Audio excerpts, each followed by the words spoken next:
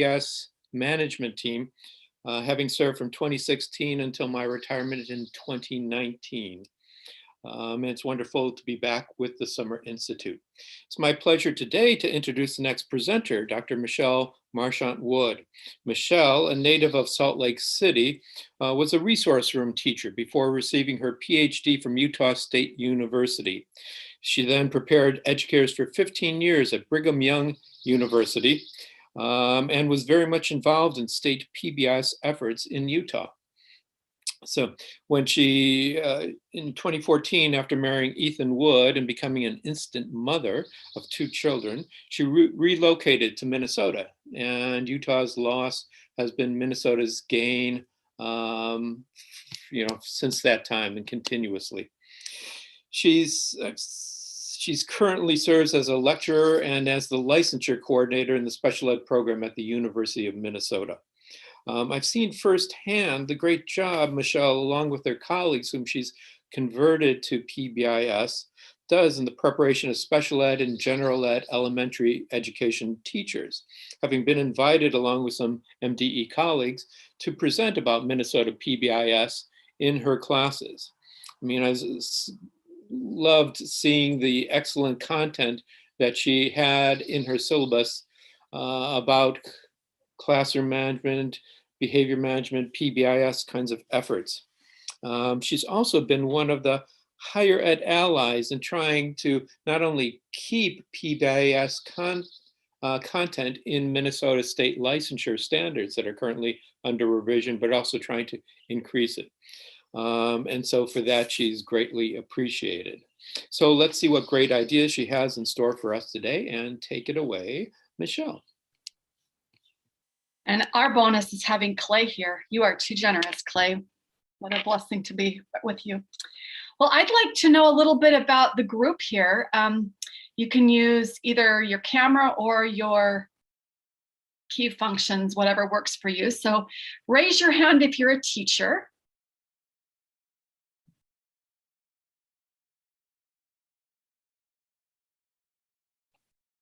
Raise your hand if you're a related service personnel.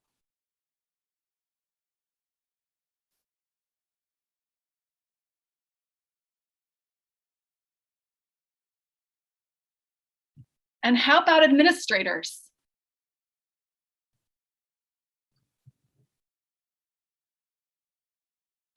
And if I missed something else, because there's plenty of other options out there. Well, welcome aboard. I'm sure I've got a mix of early childhood, elementary, middle school, high school, post-secondary, and other things as well. Just delighted to have you all here today. And this is a topic that I'm very passionate about. I've been training teachers in this area for many years. So I'm excited to share some ideas with you today. So I'm going to be sharing my screen here. If you'll just indulge me a moment. I wanted to get to know who you were.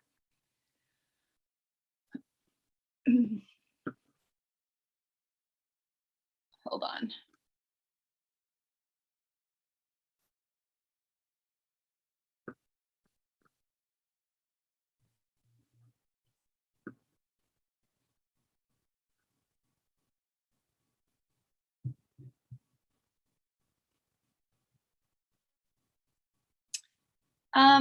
Tell me what you're seeing. Are you seeing welcome and introductions right now? Okay, perfect. That is wonderful. So what I'm going to invite you to do is go to Padlet, and I'm going to put this link into the chat so you can access it. If I can find my chat, here we go. And I had someone ask if they could have access to this presentation, and my understanding is yes, that's been shared out from my end. So sure, tomorrow I can explain that to you. So you're going to go to Padlet, and you are going to indicate a behavior challenge that is of greatest concern to you by one of the students in your classroom or school. So you can just go right into there and start typing away.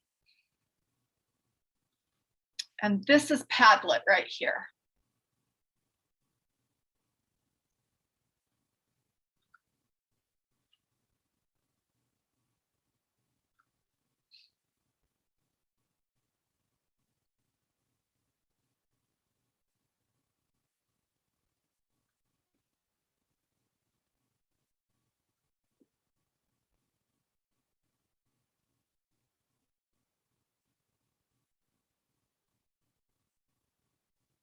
I'm going to leave this so you can watch what's coming in. Seeing eloping, disrespect, attendance, urination, trauma, continued use of phone, mental health, leaving the classroom unannounced, disengaged, spitting, defiance, aggression,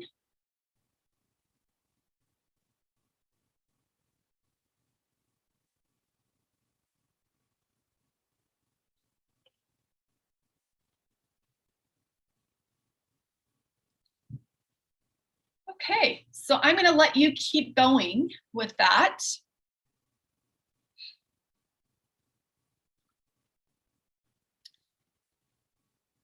All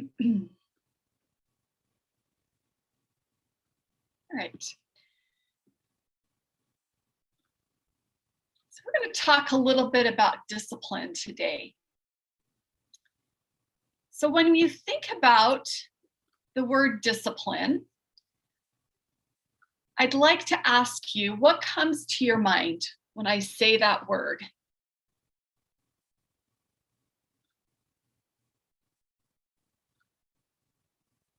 And feel free to unmute and speak up.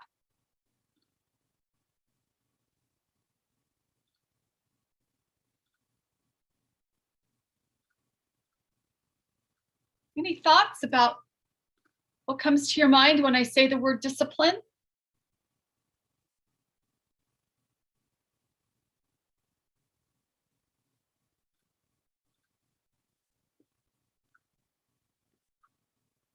I see in the chat correction, to teach, rules, punitive, reteaching.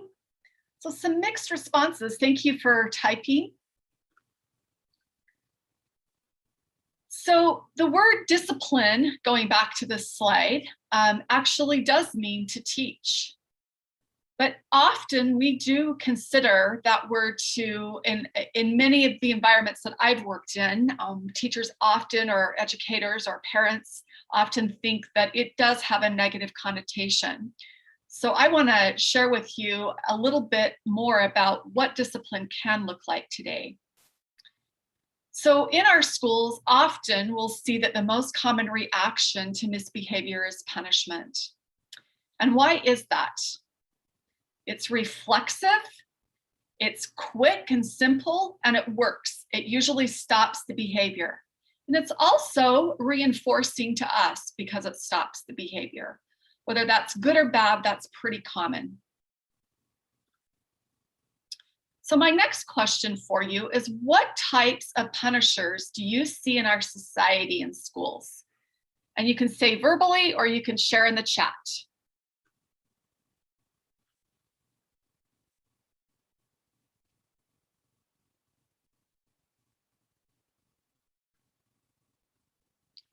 I see exclusion, isolating, loss of privileges, detention.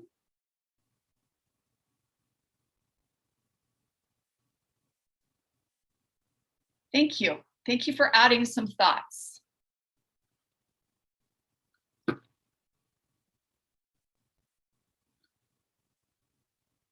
So interestingly enough, the outcomes that punishment produce are escape, avoidance, and counter-aggression. So let me talk to those for a moment. Escape would look like dropping out or suspension. Avoidance might look like sloughing, or it might look like being tardy or absenteeism. And counter-aggression might look like throwing chairs, breaking classroom objects, vandalism, fighting, verbal abuse.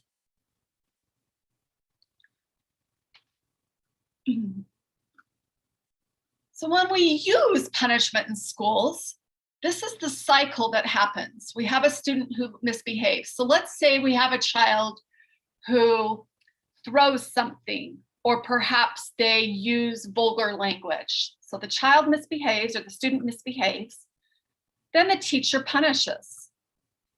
And then commonly what happens is the student reacts negatively. And so the teacher punishes again. And we just get into this vicious cycle. So again, when we think about punishment, it may temporarily suppress the behavior, but it doesn't really do a whole lot in the long term. So within the cycle of punishment, it communicates what should not be done. It does not communicate what should be done. And it's very short term. It also can set the stage for violence, vandalism, and escape. It never really addresses the real problem. So here's a question that I'd like to ask you in light of what we've just talked about with respect to punishment. What is the purpose or function of a reinforcer? Again, you can type or you can unmute and share with me verbally.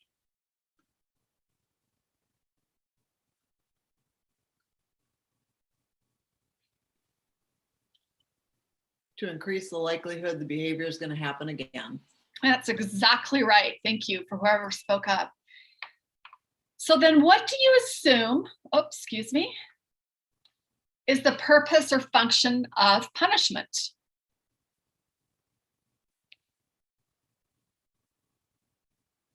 Or I should say a punisher.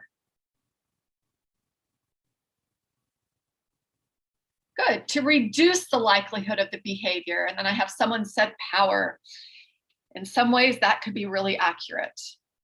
So here's the textbook definition of punishment. It's the contingent presentation of a stimulus immediately following a response, which decreases the future rate and or probability of the response. So something for you to think about is that we are models of good behavior. Our students learn from us and will do as we do. So as I've mentioned, punishment serves to decrease behavior. And if we really want to make change within our schools and classrooms, or even our homes, we need to focus on increasing good behavior.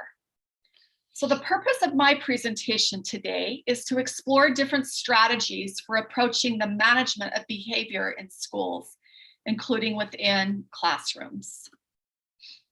So specifically, we're going to explore the definition, purpose, goals, and outcomes of school-wide positive behavior support. And we're going to learn how to implement those in local schools and how they can affect student behavior, and also explore strategies for implementing those principles in schools and classrooms. So I'm going to share a video with you in just a moment. And as you watch the video, I'm going to ask you to look for high points. How would you define PBS? And what do you find valuable in this video for your classroom or within the setting that you work?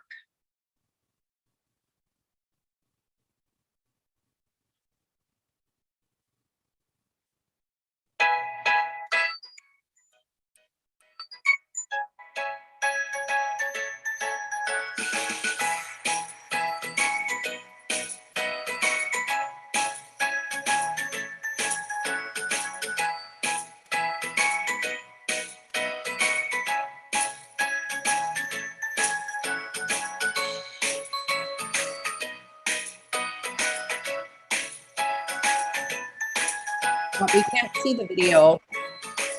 What was that? We can't see the video. Oh, really? Okay, let's try this again. Yeah, share your entire screen.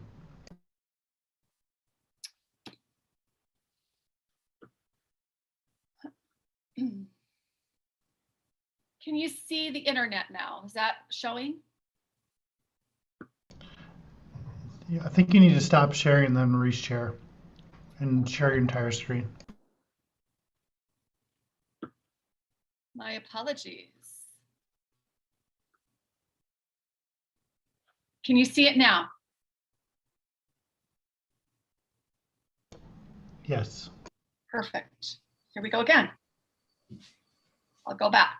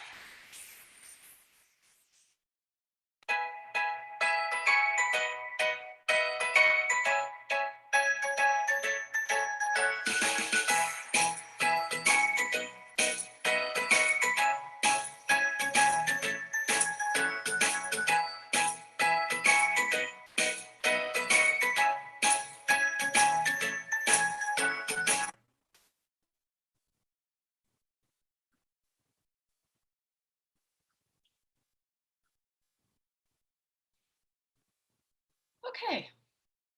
Thanks for letting me know that you couldn't see me before, see the video before. So when I ask, what are the high points? What would you share with me that the high points are of that video with respect to your classroom and your setting and what you can implement? I think the thing that's most important for me, I'm a high school special ed teacher, is that we feel like all skills need to be teached. It's summer, taught. But we just expect them to know how to be good. You know, we need to teach them math, we need to teach them social studies, we need to teach them science, but they should just know how to be good. And that's not true. We need to actually show them. I think that's the most important thing, is that it's okay to have to teach it. What a great comment. Thank you so much. Mhm. I see some comments in the chat that also reiterate what you just said. It's positive, it's preventive, it focuses on core values. It's positively framed, and to repeat what you just shared, it has to be taught explicitly. Other comments?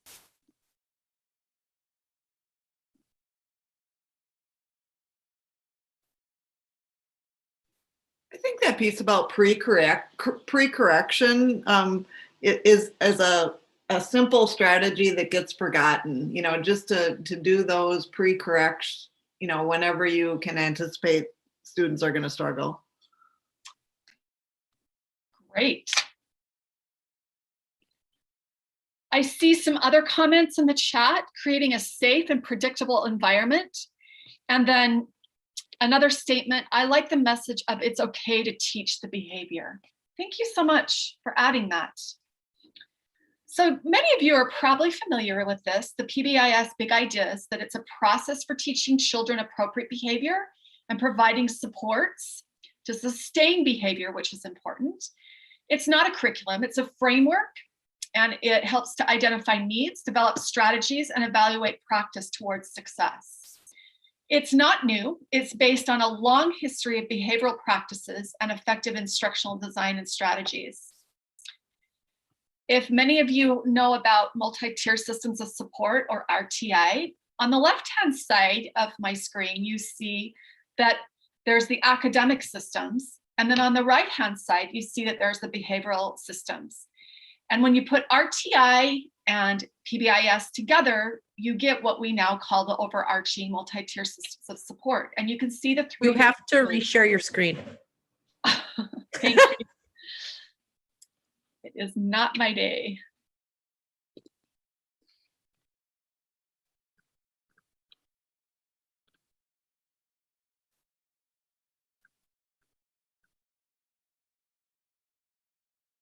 You seeing it now? Yes. Thank you. All right. So I'm going to do this, just make it larger right here. So this is what I was just talking about, where you have academic and behavioral systems. And what happens when you put them together is that you get the multi-tier systems of support. So why a school-wide approach? Because it reduces challenging student behavior and improves academic achievement and social competence.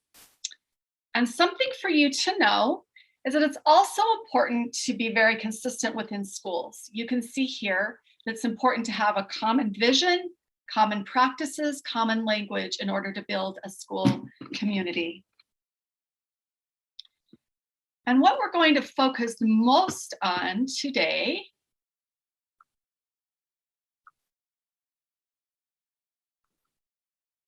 is when we put achievement and social behavior together. My triangle didn't quite line up today. We get the elements of PBIS to support social competence, academic achievement. We support database decision-making, student behavior, and even staff behavior. Today, we're going to focus on the practices, very specific to kid behavior, and most specifically classroom. I love this model where you look at PBIS from the community, family, and from the school up to meeting the individual needs. So right now, what I'd like you to do is think on a behavioral challenge of a student who demonstrates the behavior that you shared in Padlet earlier. And I'm going to have that be your focus and student for the rest of our journey in the next half hour. The first strategy I'd like to share with you today is about building relationships. So this study that I want to first introduce to you about building relationships is linked in the PowerPoint that will be shared out with you, and it's called the rabbit effect. So in the 1970s, researchers set up an experiment to examine the effects of diet on heart health of rabbits. Over several months, they fed a control group of rabbits a high-fat diet and monitored their blood pressure, heart rate, and cholesterol. As expected, many of the rabbits showed a buildup of fatty deposits on the inside of their arteries. Yet this was not all. Researchers had discovered something that made little sense. Although all of the rabbits had a buildup, one group surprisingly had as much as 60% less than the others. It appeared as though they were looking at two different groups of rabbits. How could this be? The rabbits were all the same breed from New Zealand, from a virtually identical gene pool. They each received equal amounts of the same food. Did the results invalidate the study? Were there flaws in the experiment design? The scientists struggled to understand this expected outcome. Eventually, they turned their attention to the research staff. Was it possible that researchers had done something to influence the results? As they pursued this, they discovered that every rabbit with fewer fatty deposits had been under the care of one researcher. She fed the rabbits the same food as everyone else, but as the scientists reported, she was an unusually kind and caring individual. When she fed the rabbits, she talked to them, cuddled and petted them. She couldn't help it. It's just how she was. She did more than simply give the rabbits food. She gave them love. At first glance, it seemed unlikely that this would be the reason for the dramatic difference. So they repeated the experiment. So good research repeats, this time tightly controlling for every other variable. When they analyzed the results, the same thing happened. The rabbits under the care of the loving researcher had significantly higher health outcomes. The scientists published the results of the study in the prestigious journal Science. Years later, the findings of this experiment still seem influential in the medical community. In recent years, Dr. Kelly Harding published a book called The Rabbit Effect that takes its name from the experiment. Her conclusion, take a rabbit with an unhealthy lifestyle, talk to it, hold it, give it affection. The relationship made a difference. Ultimately, she concludes, what affects our health in the most meaningful ways has as much to do with how we treat one another, how we live, how we think about what it means to be human. So, relationships matter. I'd like to share with you a video now. Let me know if you can't see this, okay? The most effective way to produce long-term change in behavior, to take misbehavior and turn it into positive behavior, is to teach the individual, a child or an adult, an effective alternative way to meet their needs. To do that, we start with that foundation of a relationship. And we have to help parents and teachers other to build relationships of trust and. Okay, and that'll finish on this next one. The most effective way to produce. Build on their strengths. Let them know that you recognize the good things they do, what they're accomplishing. We find the things they do well, and we give them that positive feedback. We let them know they're doing well, and we let them know specifically what it is. Build on their strengths. Okay. So positive relationships, it enhances the effectiveness of role modeling. It helps students to be more willing to spend time with teachers because they demonstrate kindness, and it helps them feel safe because they're respected. So I'd like to share with you another study. This study was done clear back in the 70s. While that may be dated, what I will tell you is that it's very much a seminal article, a seminal study as well. So you can see that these are adult behaviors that were judged by young people. And I will actually tell you, these were young people that had behavior issues. So they watched videos of adults and students interacting, and they ranked what they thought should be positive and negative behaviors. So a few things for me to point out on the positive side. They liked teachers that were calm and had pleasant voice tones, that complimented them, that explained why, how, or what, that got right to the point, and that stated expectations and had pleasant facial expectations. On the contrast for negative behaviors, they disliked or didn't like teachers that gave no opportunities to speak, were not fair, were bossy and demanding, no eye contact, only talked about mistakes. So again, that pairs up nicely with what we were talking about with the rabbit study and what Dr. Richard Young, one of my professors from way back when, shared with us about building relationships with students. So I'd like to share with you a concept that I think is really powerful. It's called the relationship bank. So every time you interact with another person, you have the opportunity to make a deposit in your account by behaving in a way that shows care and respect. So again, think about the students in your classroom, especially that one that you've identified with behavior challenges. If you do or say things that are painful for the other person, you withdraw funds from your account. It takes time and effort to build up a healthy account balance. It takes restraint to avoid overdrafts. So similar to our personal finances, even when you know what works and doesn't work with each student, there are times when you'll make mistakes. So that's why it's crucial to build up a fair amount of credit. Mistakes are likely, if not inevitable. It's like the inevitability that an appliance in your house will break down, right? Or you will start to have car problems. Having the money in reserve pays off at times like these, just like it pays off when a student is showing challenging behaviors. I remember in my first teaching job, I was teaching in an inner city school, surprisingly enough, in Salt Lake City School District, so many moons ago. I had a student who lived in a very challenging home, but his parents really loved him, but didn't quite know how to always show that. He was a student who struggled, like many of yours, with reading and behavior. He was a resource student, but he was with me as the resource teacher a fair amount of the day. And his classroom teacher did not know how to manage him. And he was pretty honest with me about that. He really struggled to know what to do for this kiddo. So with all of those challenges in mind, this kid was out of his seat a lot. He would talk back a lot.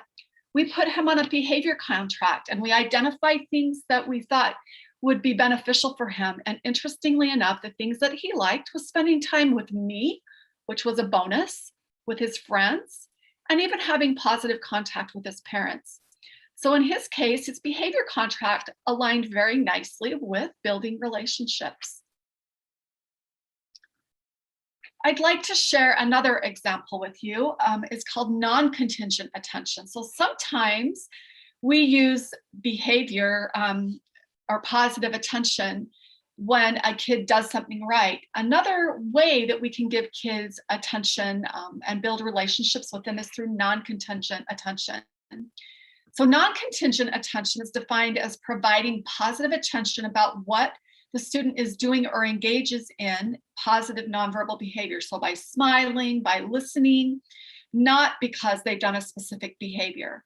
Even going to watch them perform at a theater production, or maybe showing up for a game, or maybe just going out on the recess and spending time with them, hanging out with them in the hallway or at lunch. Those things are non-contingent attention. There's no requirement that they perform a certain behavior.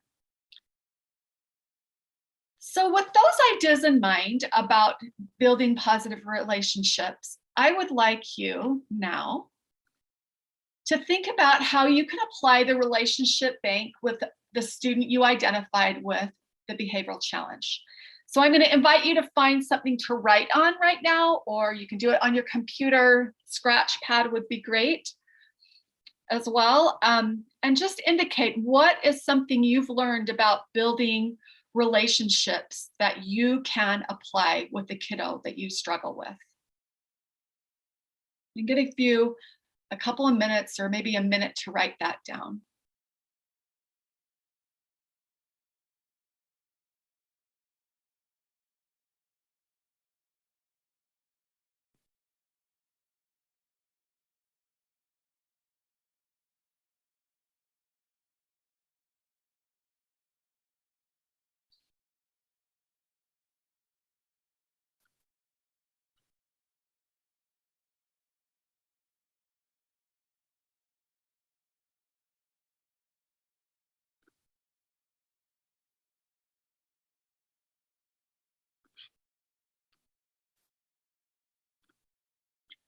Okay, Now I'm going to invite a few of you either to speak out and share something that you wrote, or you can type it in the chat.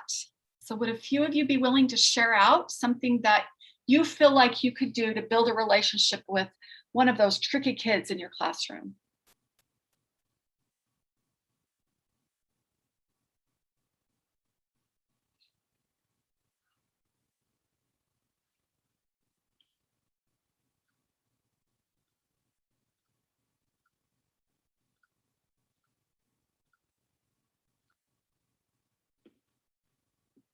I have someone who said non-contention attention in lunchroom hall and during advisory. Great idea. Others of you?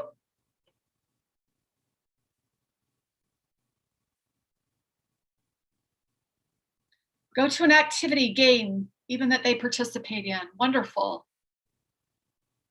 One more? Oh, event. Thank you.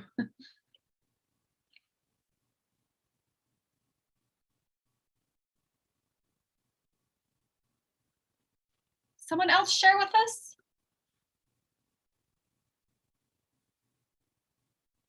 Set up a lunchtime with them, something regular. Allow them to invite a friend if they wish. That's excellent. When I taught in Idaho, that was something I used even as a reinforcer. So wonderful suggestion. Well, thank you. So I have shared on this slide with you, when you get a hold of this PowerPoint, some resources that are evidence-based recommendations that link back to building relationships. So now I'm going to move to the next area. My next strategy is praise that I'm going to talk about.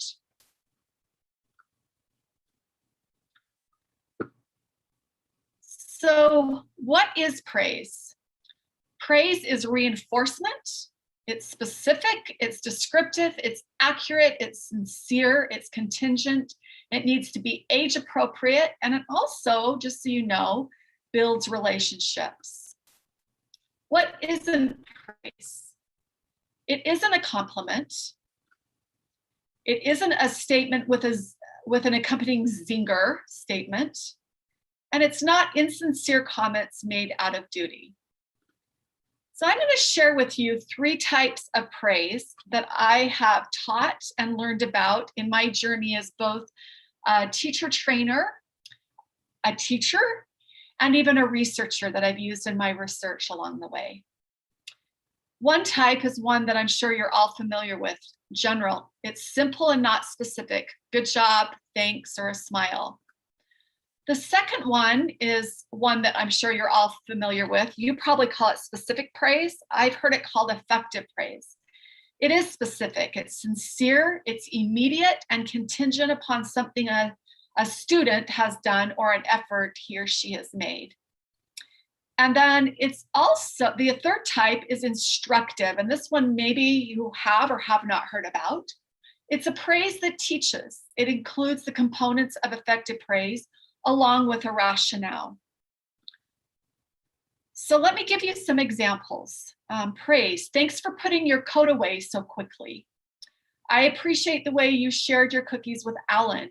Wow, your writing has excellent flow and organization. Whereas a compliment looks like this: you look great today, nice shoes, or you are a good boy. Those are just nice things to say that compliment people.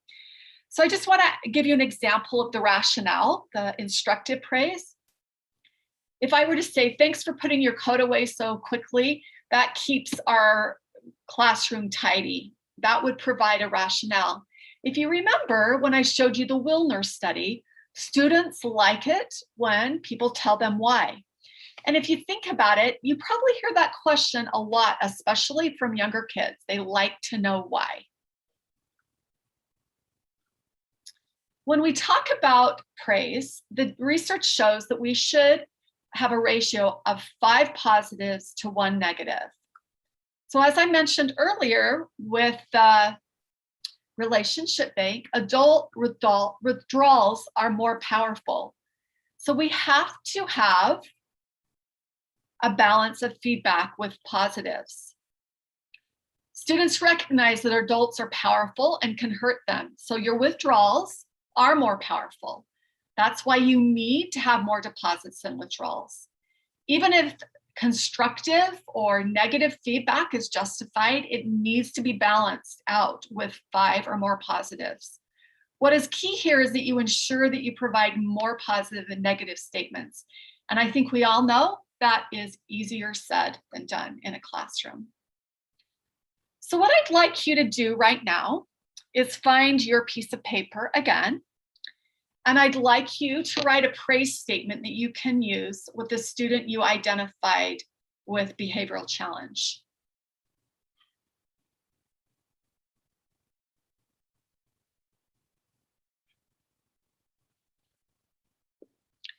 And I'd like you to be ready to share those after you have written them.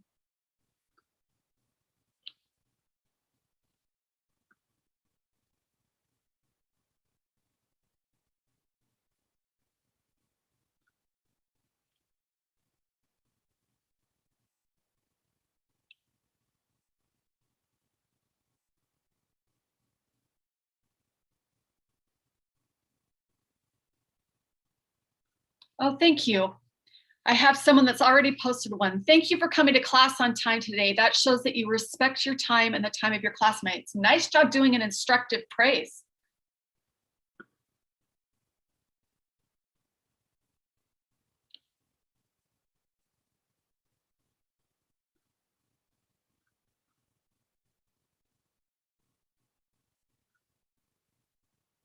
Are there others of you that would be willing to share?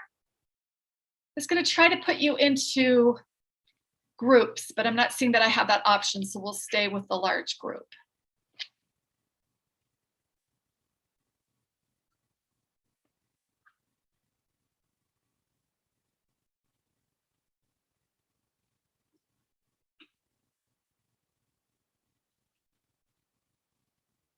Thank you for pushing in your chair. It keeps our classroom nice and clean. You guys are nice to be using that instructive praise. I'm impressed.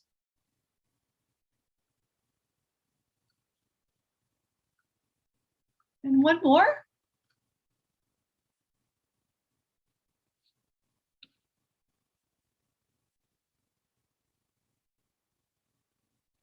can be really challenging to not attach a judgment of my values onto a student. Oh, so agree, Sarah. That is so true.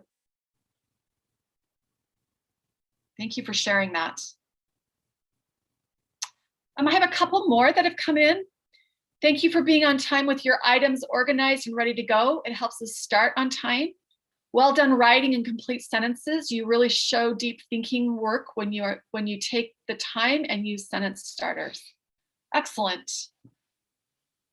All right, my last strategy that I'd like to share with you today is being proactive. So let me go back. I think my slide, oh no, incorrect.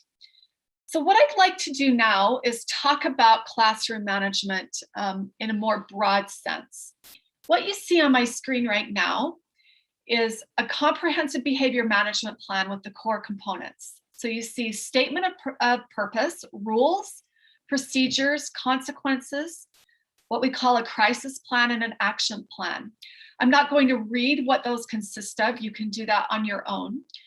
But we're going to talk about the key components of a classroom management plan. I realize that many of you are probably already trained in this. However, what I will say is often I find that all of us need a review of what a good classroom management plan looks like. And it is, in addition to building relationships and praise, one of the key ways to have positive behavior support strategies be effective in your classroom. So what I'm going to do right now is introduce you to a web page that should become pretty invaluable for you. So I'm going to link into it, and I believe I'm going to have to stop sharing and reshare again.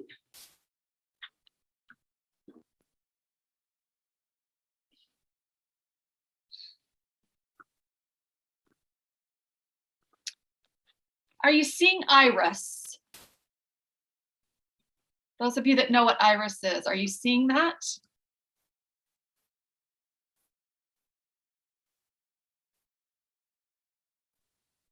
Yes. Can you do a thumbs up? Okay, thank you. Appreciate that. So, oh wait, it disappeared.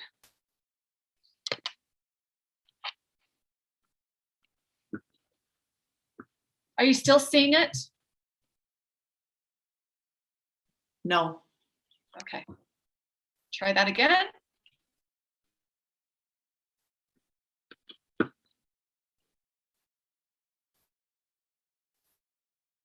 Now?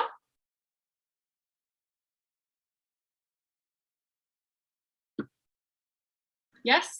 Yep. Yes. Okay, here we go.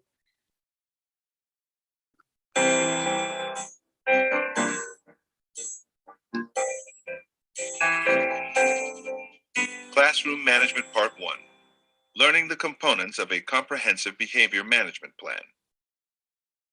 A new 5th grade teacher, Ms. Rollison, is excited to start her teaching career. Her anticipation grows as she steps into her empty classroom for the first time. For a few satisfied moments, she contemplates how wonderful it will be to have a class full of eager students and how much she's looking forward to leading their learning. But then, doubt begins to steal away her confidence. I know how to teach, but what am I going to do if they don't listen to me or refuse to work? What if the kids swear or get into fights? How do I get them to come to class on time? How do I get them to behave? For many first-year teachers like Ms. Rollison, student behavior is the biggest concern. In fact, when new teachers experience stress or burnout, or even contemplate leaving the profession, it's often related to issues of classroom behavior management. Although Ms. Rollison receives good advice from some experienced teachers, she is unsure about the advice that others give her. Don't smile, Don't smile until Christmas. Kids behave better if the teachers really nice. let them develop their own Let classroom them develop system. their own Just class. buy a lot of Buy candy. a lot of candy. They get too Send them to the disruptive, office. send them to the office. Ms. Rollison appreciates the advice, but she suspects that these strategies might not be the best ways to address problem behavior. Now she's even more confused and anxious about teaching. Here's your challenge. What does Ms. Rollison need to understand about student behavior?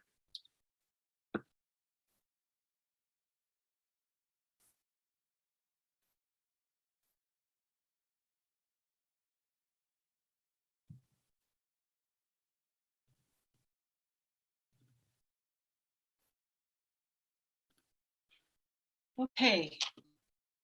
So let me make sure you're seeing my screen. You seeing my screen?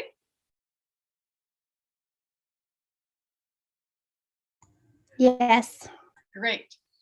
So what you see right here is some links to the IRIS Center. And what I just introduced you to is this one, Classroom Management, Learning the Components of a Comprehensive Behavior We Management just see the Plan. mountains. We don't see your slides. Oh, you aren't seeing my slides. Try it again.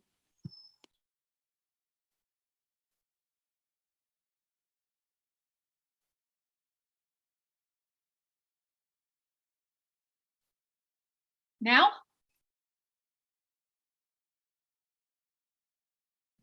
Yes. Perfect.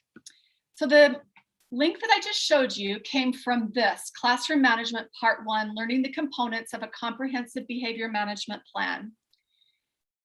This one teaches you about what a classroom management plan looks like.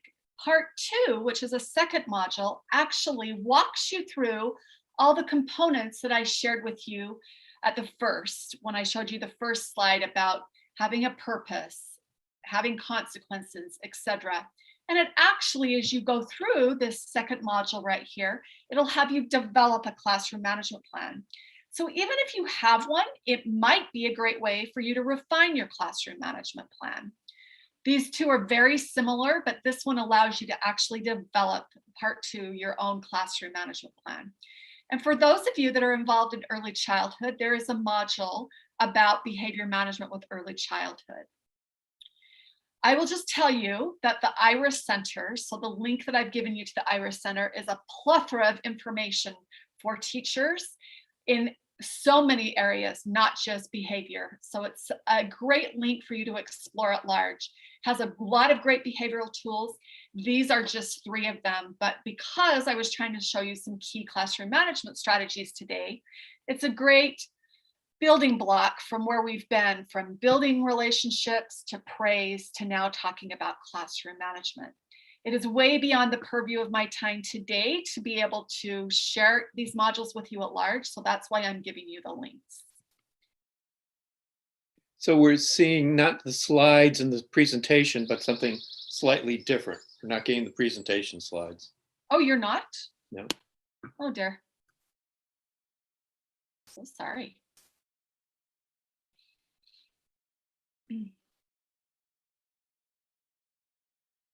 Are you seeing them now? Yes. Okay, let me go back. This is what I was talking about.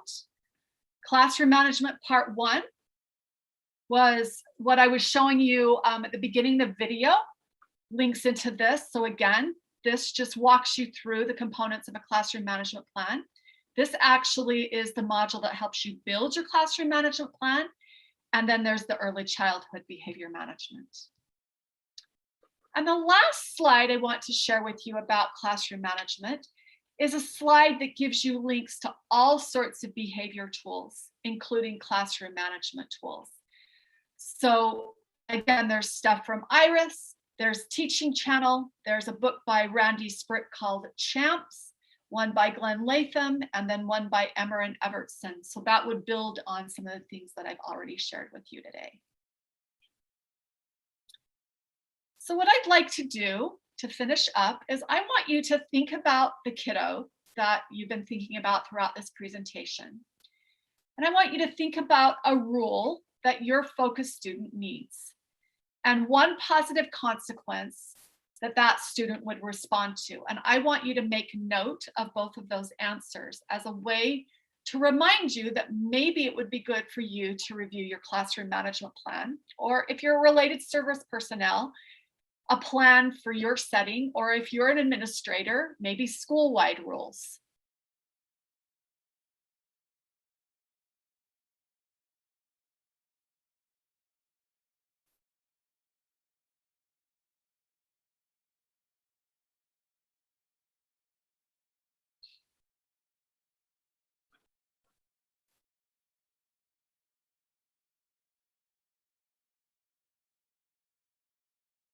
And thank you, Garrett, for giving links out during my presentation.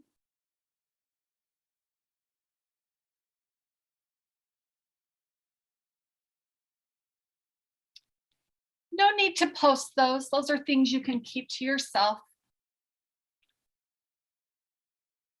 So in conclusion, as you make note of those, the big ideas from today is that PBIS is a process for teaching children appropriate behavior and providing the supports necessary to sustain that behavior. It's not a curriculum, it's a framework for systems to identify needs, develop strategies, and evaluate practice towards success. And today, we have focused on the classroom, specifically building relationships with your kiddos, praise, which goes a long ways and is completely a no-cost way to ensure that you are building relationships and catching the kids being good, therefore doing what discipline's about, teaching. And then the third way, establishing classroom management plan that has the components that I shared with you and that are embedded into the IRIS resources that I shared today. So as promised, I now have a few minutes to answer any questions that you may have.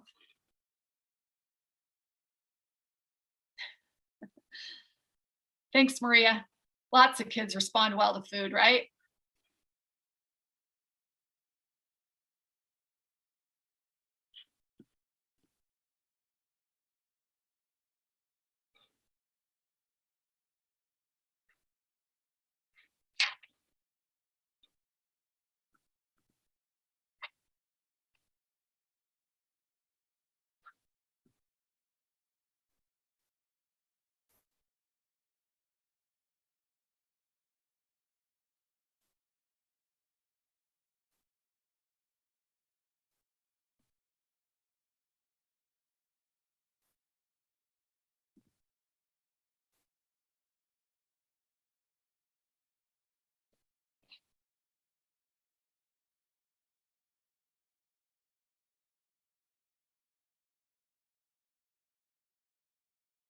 Well, if there's no questions, thank you all for joining me.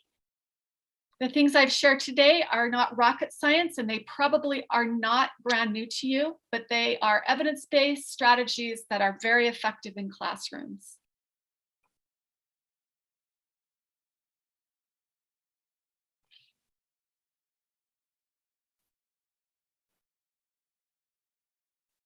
You're all welcome. I wish you a wonderful summer. I hope you get a breath of fresh air after this crazy pandemic. You guys are my heroes for what you've endured this past year. Educators are the unsung heroes of the pandemic.